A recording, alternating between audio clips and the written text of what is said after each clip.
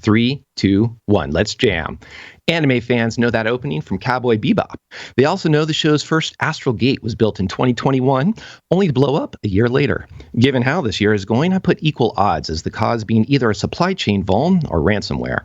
And hey, that code could have used a security review for backdoors, too. Which means this week we talk with Seba Deleersnyder about the OWASP SAMM project and how to use a maturity model to guide security decisions. In the news segment, alpacas roam the protocols, a goat chews on Kubernetes, Cookie Replay puts the EA in steel, SEMgrep for code prep, take care for ransomware, and more. Get everybody and their stuff together and stay tuned for Application Security Weekly.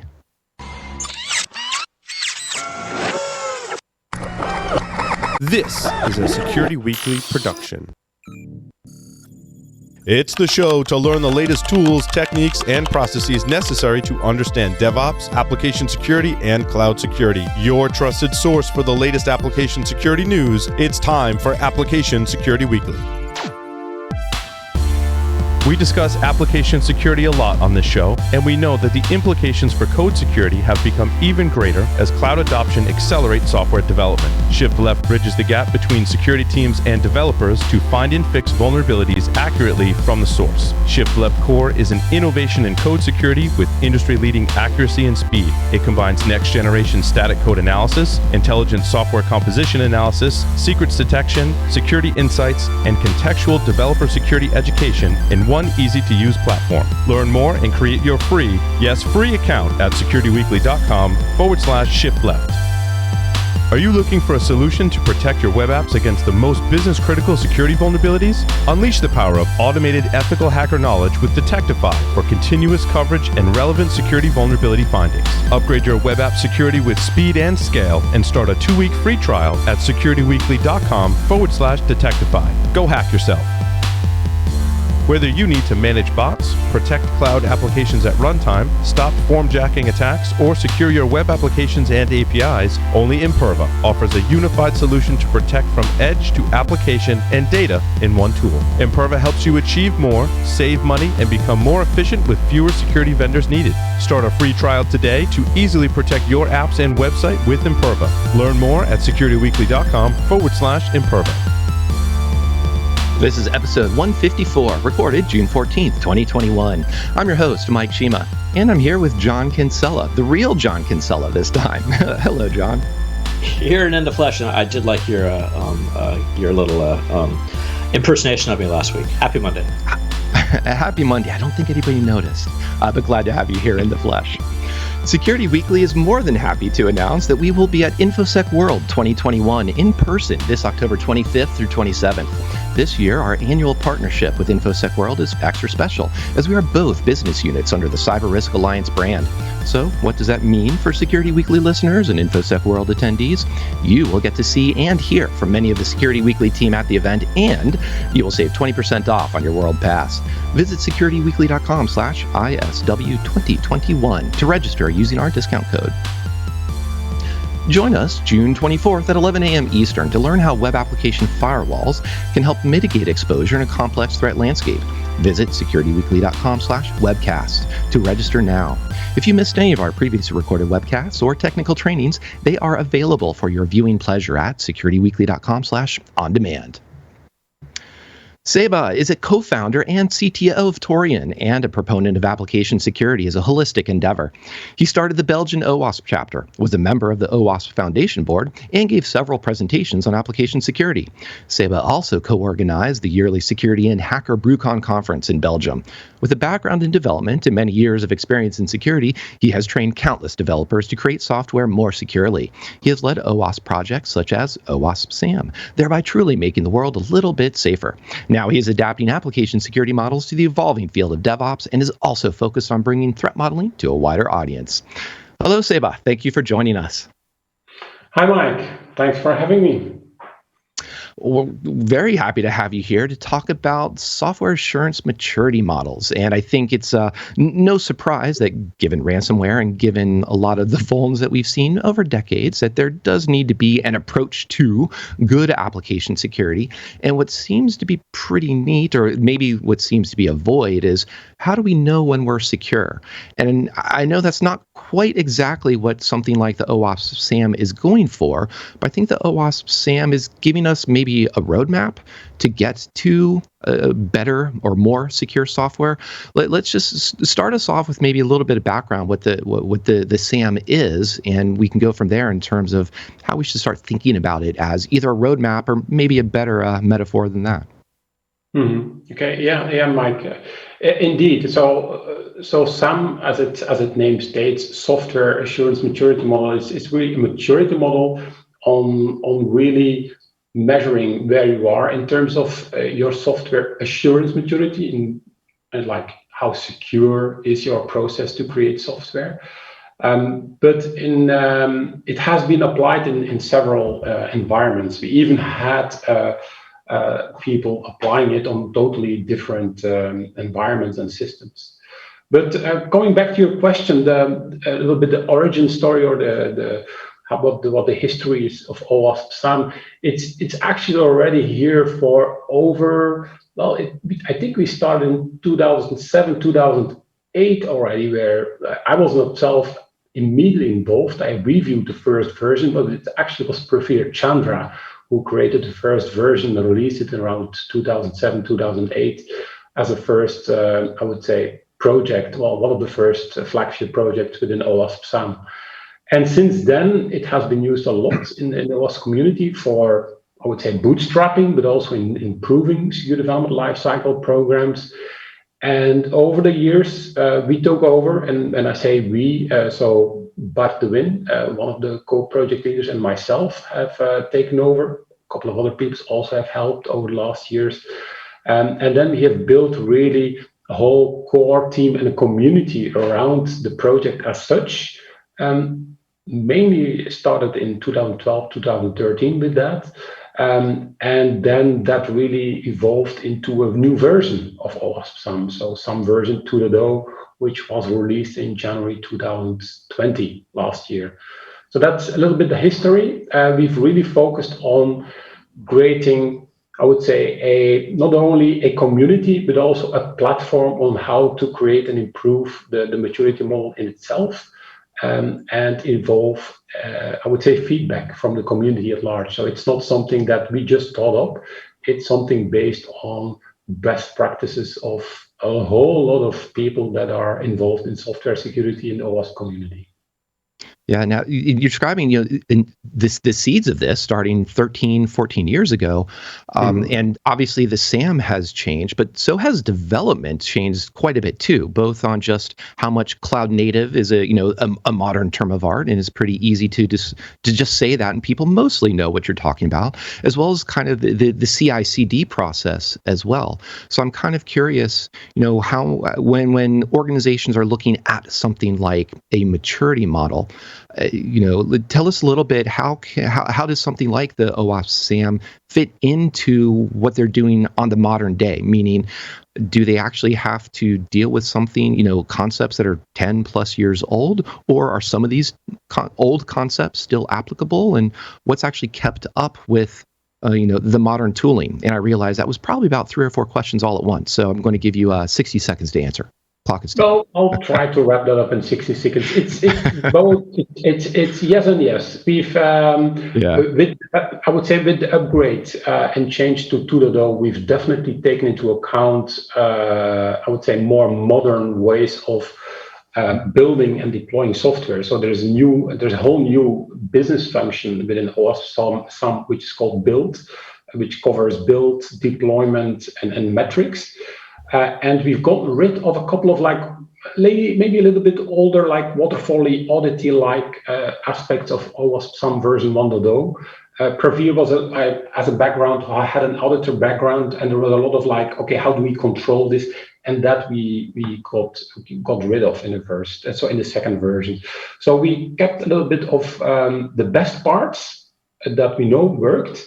and we've, I would say, modernized SAMM 2.0 with more modern ways of developing and deploying code. While at the same time, that was the biggest challenge, maintaining it, I would say, development and technology agnostic. So SAMM is really building blocks of activities and security practices that you can apply on the way that you develop and that you can apply to your software stack. So it's not going to explain to you how you do this in an AWS or Azure, I would say, environment, but that is generic enough to cover both those and others. It is generic enough, but the SAMM does put up front that it's actually a very prescriptive model in the sense of here's some things that you should be doing. So how did you, and maybe let's pick on that implementation business function, because you mentioned like secure build, secure deployment. Maybe talk us through a little bit of that, and how can an organization start looking at a maturity model in the sense of this is what SAMM says you should be doing, or that prescriptive steps of these are the components to a good secure build, secure deployment, even though it's trying to be balancing that kind of technology agnostic approach to it. Yeah, definitely. So indeed, so there were a couple of things that we lacked in the previous version, so that we've added to the version 2.0. So with the build, I would say, security practices, we've really focused on making sure that within your pipelines you also add in enough, I would say, hooks to do security checking, to do, I would say, verifications and assurance around the security that you, I would say, need to build into your software. Also, we've added in that specific secure build software dependencies. And so making sure that you know what's in your software, and that you have a bill of materials, or what we call like an SBOM, and that you evaluate what you've used in terms of security is really critical aspects to current, I would say, modern software. So in those aspects, we've, I would say, upgraded the secure build with those security practices. With secure deployment, here we've also added security tests, but also added secret management, because obviously, you will need to do secret and credentials and user management whenever you deploy software in any environment. It may be serverless, it may be even old school servers that you deploy on, but you will need to indeed okay, how do we limit access to those environments? How do we keep those secrets, I would say, manageable? So that's part of secure deployment. And last but not least, defect management is part really of how I would say the build practice is structured in SAMM. So you need to know what's going wrong. You need to know what kind of metrics you're using, and you need to create a feedback cycle into the way that you're developing. And that definitely should resonate with any DevOps shop. It's creating the feedback cycle. It's making sure that, okay, you can make mistakes, but you learn from those, and you have a feedback cycle into the way that you're building and deploying software. Yeah, I think that feedback cycle for sure. And the other thing that I think will also resonate with modern DevOps, you were mentioning tools, or at least touch points or automation points within the build process to tap into tools. So I want to take that as a little bit of a segue into saying, or to asking, what tools are there to do this? I'm going to say to do a maturity model, which I realize is maybe a strange formulation. But what I mean by that is in the sense of either tools to figure out how are we doing? What's our score, so to speak, as well as what are the tools? Is this a lot of just the security team goes and interviews, the kinder version, the DevOps team, and asking, are you doing this? Are you doing this other thing? Are you doing this other thing? Or are there also tools that can help us actually meet a lot of these different maturity levels throughout the different business functions? Yeah, I would hope that indeed that setup is not that the security team interrogates the development team. That's not really going to be very effective. No. In terms of tooling, and I would say from the beginning, we had an assessment tool, and a tool that I would say helps a team to create a roadmap. And it's built on the tool that's being used far the most, I would say, throughout the world. It's based on Microsoft Excel. Now, I know that is probably not the most popular tool with developers, but it's quite useful.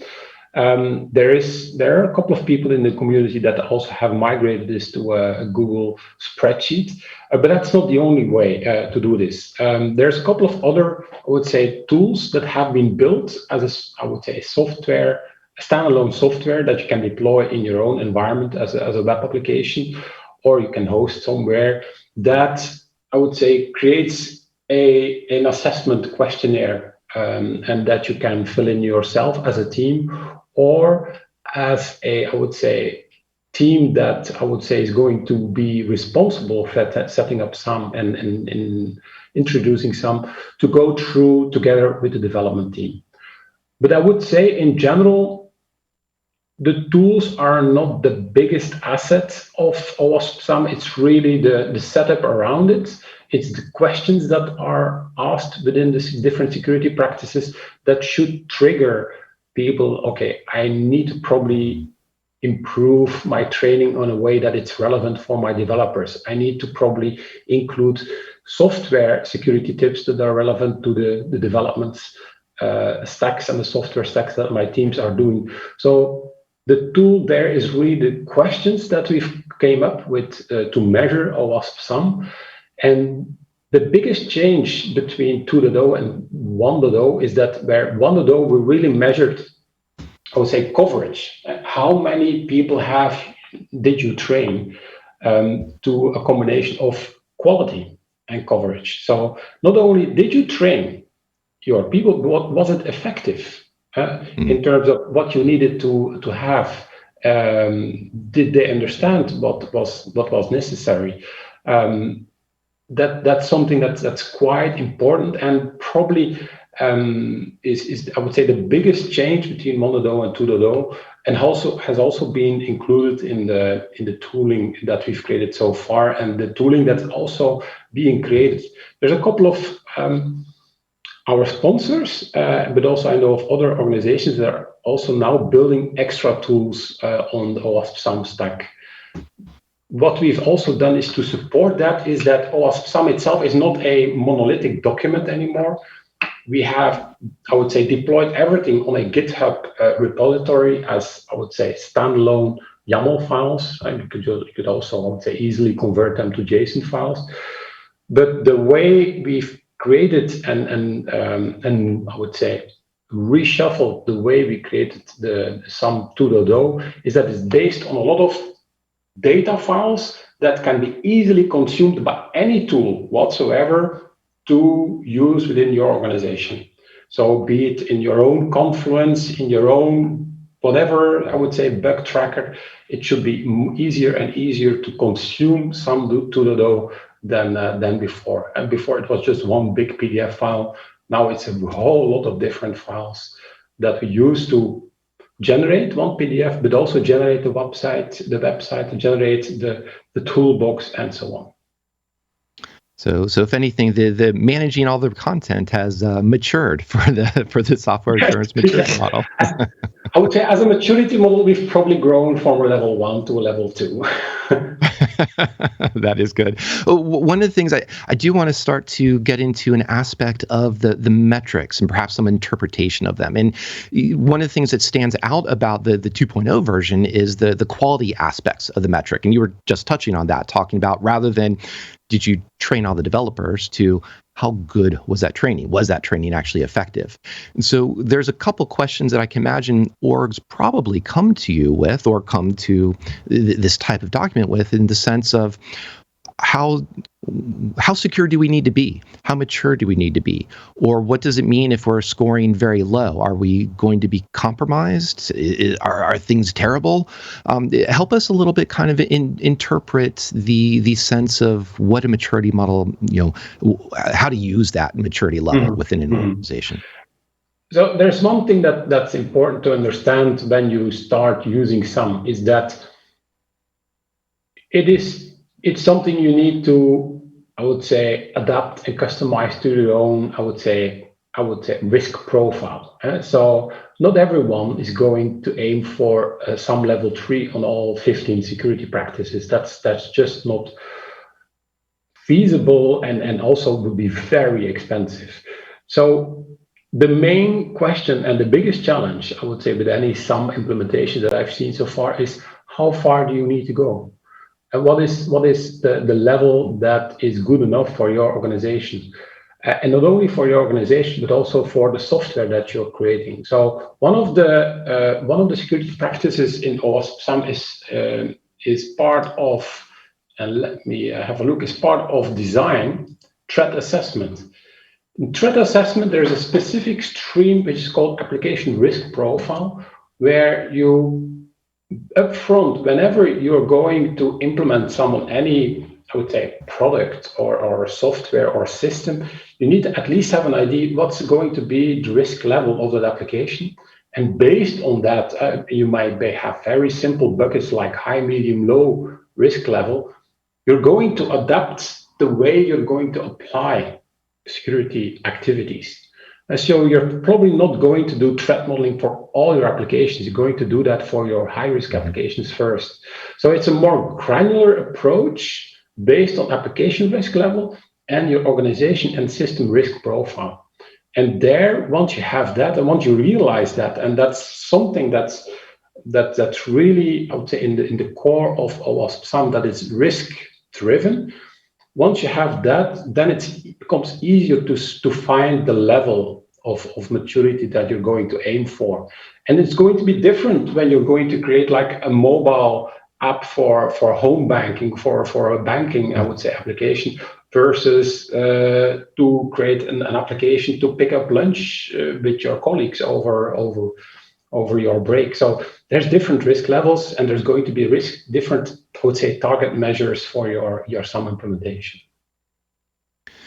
That makes sense. And I think, the common theme within security is that context matters. So, it depends is a common retort in these types of questions.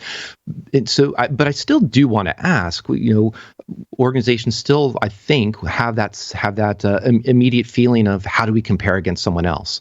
So if you do have these relatively, your app risk profiles are, have the context of the business, context of this mobile app versus this web application, this public API, the type of data they're handling, so on, so on. I could go on.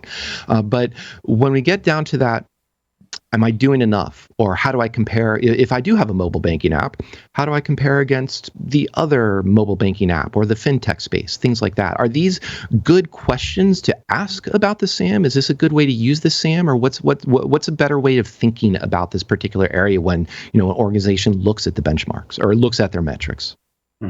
That is a perfect question, and it's a question we get a lot, and it also fits into what we're doing, and also based on that, we've started, and already a couple of years ago, we started with the OWASP SAMM project a track called the SAMM Benchmark, and the SAMM Benchmark is I would say, an initiative within the project to gather public SAMM measurements from everyone that wants to share within the community, to share in an anonymous way. So we've set up that mechanisms, the whole, I would say, architecture and the data model has been created for that, to gather different SAMM assessments and SAMM roadmaps to really answer the question, okay, I have now done my OWASP implementation. How do I compare with my peers? How do I compare with others in my industry?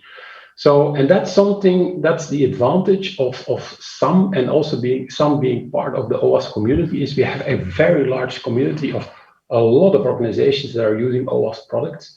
So our hope and our intention really is to gather a critical mass of SAMM data to, I would say, kickstart a first baseline of the OWASP benchmark track. So Brian Glass, who is part of I would say, the core team, who's also been working a lot on data management in the OWASP top 10 within OWASP, is gathering this information, setting up the architecture to actually fulfill that need, that particular question. And that's really, I would say, that next to improved tooling are going to be the two core aspect that we're going to focus on in the next couple of months and years to improve SAMM. Cool. I've got some additional questions. I want to make sure, John, you can jump in here if you got something burning as well. No, it's funny. Your last two questions are actually you're in my head again. I guess I'd go a little further on. So the idea around knowing what your peers is doing is interesting. Is it? Let me throw this out there, Seb. See what you think. Is there an additional dimension to that of because as I was looking through the model, the maturity of an organization, not just from the maturity of their code, but what about the maturity of the organization themselves? In other words, a young startup is going to be more, so that while they might be new and young, they might actually be more mature than, or it might be easier for them to become more mature than, say, I don't know, a bank that's been around for 100 years. Do you see that type of differentiation playing into the model itself? Mm-hmm. Yes, and you're touching upon a very good point there, and it's I've definitely simplified the way how do I compare, because one of the, I would say, what you really need to take care of when you implement SAMM is that you define that you have a very good scope. Are you going to do this for a product? Are you going to do this on a team level, on a business unit level, on an organization level? And that kind of metadata, capturing that metadata together with the other SAMM metrics is going to be really critical for the benchmark project and track for you to be able to compare yourself. Because if you don't have that additional data, just besides the SAMM measurements on the 15 practices, is going to be very hard. So you need to know what kind of team level or business unit level am I comparing myself with, and that's really where the, I would say, the bigger numbers come into play. If we don't have enough I would say, data sets for mobile development for startups, then it's going to be hard to compare yourself. Whereas if you do have enough of those, it's going to be more interesting. I'm curious too, thinking of the different sizes and maturities of organizations. We're talking about a software assurance maturity model, and there is security that's explicitly stated in a couple of these areas. But what if you're looking at, if someone who's like the VP of engineering, and they're figuring out how to make their first security hire? I would imagine they would still, even without that security hire, there's a lot of steps in here that could still be done just as a pure engineering function, thinking of supplier security, secrets management, deployment process, build process, software integrity, those types of things. So have you seen that from, I guess, where have you seen organizations, small or large, or on one end of the spectrum of just the org's maturity level, where have they started? Meaning, do they pick a business function and say, cool, we're going to start with governance, go all in, or we're going to hit implementation because that's a very nice engineering type of thing to go? Or what are some ideas there? Yeah. So there's no, I would say there's no one path that fits all, but it would definitely make sense. And what I've seen in implementations and from what I've heard from a lot of other implementations, there's a couple of logical security practices to start with. The strategy and metrics part of governance is the first one in most of the cases, because there you get buy-in. If you don't have buy-in, if you don't have at least your VP or your CISO or your head of application development being understanding why this is necessary and also providing you with the resources and the mandate to do this, you probably shouldn't start this. If and when you have that, that's the best way to start, because it will set out the foundation to do the next steps. And most of the cases, next steps are education and guidance. So for people understanding what it is about and to help them, to also start up with what we call a network of application security champions as part of the education and guidance. And then I would say reinforcing the security testing.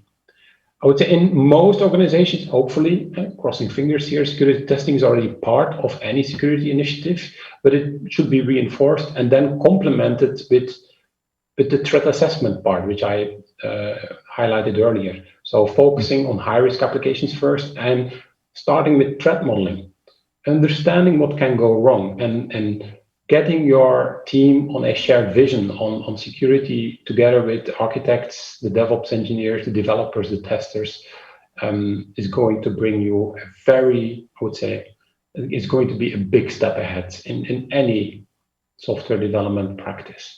So those are the four main areas we've seen, and there's definitely others as well, toolings, dependencies, checking, and so on, obviously. But those are the ones that we see are typical part of any SDL bootstrap initiatives or improvement initiatives. Cool. Now, the OWASP SAMM also has user days, and I think you just had one recently, about 2 weeks ago. And so clearly, a lot of these, I think the topics that come up on these user days are about what are practitioners doing? How have they actually applied SAMM in practice? I'm curious, what are some recent highlights that have come out of that, and sort of how is that kind of shaping the future of SAMM, or things that to be looking forward to over the next couple of months or years? Yeah, definitely. So like I said in the beginning, it's all about creating and I would say involving the community of OWASP SAMM. And indeed, last May 27th, we had the second actually. We had a full user day last year. That was 8 hours in a row, beginning of COVID. Now we had like a 4-hour session, the spring user day, where we had people. We had a couple of really interesting topics being covered, like DevOps security by Timo Pegel, who is involved in the project. Then somebody who really was going to focus on, okay, how do you scope a SAMM assessment? Then we had somebody from the core project team explaining how actually we're now moving to a new way of iterating over new releases and the new, I would say, GitHub repository. We even had a lady coming to explain to us how they use SAMM in K-12 environments, which, to our surprise, apparently is something that you can apply SAMM on. And then one talk was also on how to secure your CI/CD pipeline itself. There are a couple of aspects that you need to take into account. And obviously, there are some can help you there, and we've covered that a little bit in the beginning. There was an interesting talk about that as well. So we had that in May, but we're also going to have a OWASP SAMM fall user day in probably like October, November timeframe. So whenever that comes up, we'll let you know. No, that sounds neat. Yeah, and that seems to be surprising. That topic of bringing, applying SAMM to schools was very topical, since everything over the past year had so quickly had to move to online. And so I think that must have been a pretty impressive scramble to figure out the threat modeling. What are the riskiest areas to deal with, and then move from there in this perspective of protecting students' privacy, protecting data, protecting communications from being griefed or interrupted by people that aren't part of the school. So I guess it's neat to see that a project like this has applications beyond just the mobile banking app that we use as one example, or even just other standard, call them Silicon Valley type of tech applications that might be coming out of here. Yeah, software is everywhere, so it's and then having something like SAMM as a basis is for all of I would say non-traditional ways of software and developing and deploying software is also proved to be an interesting framework to do that. Indeed, and I think there was one last question topic part of this that I think is that comparing to BSIMM, for example, one of the things I read is that BSIMMs are typically done annually, and the OWASP SAMM was kind of looking at like a 2 to 3 year cadence for reviewing. Or help me out just a little bit here of, if somebody wants to get into SAMM, you mentioned already getting buy-in, so getting the organization at the CISO level, CTO level to say, yes, we care about doing this. But then, and we have a model now with these business functions, these streams to flow down. What sort of cadence could we be looking at here, or what's sort of a path forward for in terms of the expectations for the timeline for going through this process? Okay, so there's a little bit of a difference between I would say cadence between BSIMM and SAMM. BSIMM is really based on the Synopsys team gathering extra information from their customers, and then I would say adding that to their model, They do that typically on a yearly basis, which is perfectly fine and interesting. With SAMM, what we're doing is we are really gathering a lot of input from the community, and it's still, I would say, volunteer-driven, activity. It's not going that fast, but it's building upon a lot of, I would say, knowledge of a lot of practitioners all over the world, and not only, I would say, the Synopsys customers. So the way that I would say you and anyone who's involved in OWASP or in AppSec is to really participate in the SAMM community and the OWASP community at large. And the best way to do this is to actually provide feedback and improvements on the SAMM model itself. And the way we're doing this is we're going to have much more frequent releases. So we're going to the really semantic versioning. So any, I would say, patches is going to be 2.1, 2.2. And any time when we are going to change or update the model itself, which is going to be expected probably like on a yearly or bi-yearly basis, we're going to upgrade the model itself. So it's going to be more frequent than in the past. We went from 1 to 1.5, no, to 1.1 and 1.5 in about 5-8 years. Then we went to 2 in 3 years, and now we're probably going to 2.1 in the next couple of months, and it probably like maybe a 2.2 in next years based on feedback. But it's going to be community driven. It's not something that we as a core team are going to implement. It's going to be based on what you think the SAMM is going to need in the next months and years. Very cool. And I think, Seba, you've given us in 30 minutes, I think, a good introduction and some great insights on the OWASP SAMM project itself, as well as where it's headed and how to participate. So I want to thank you for joining us and sharing what you've done on the project. Thank you. And I really want to thank everyone who contributed to SAMM itself. We have a core team of 10 to 15 people, but also hundreds of volunteers who've reviewed and contributed to the SAMM project over the last couple of years. So thank you to them. I'll echo that thank you, and also say, please continue contributing. And if you haven't, we have a bunch of different links to join in and help contribute to the OWASP SAMM in the future.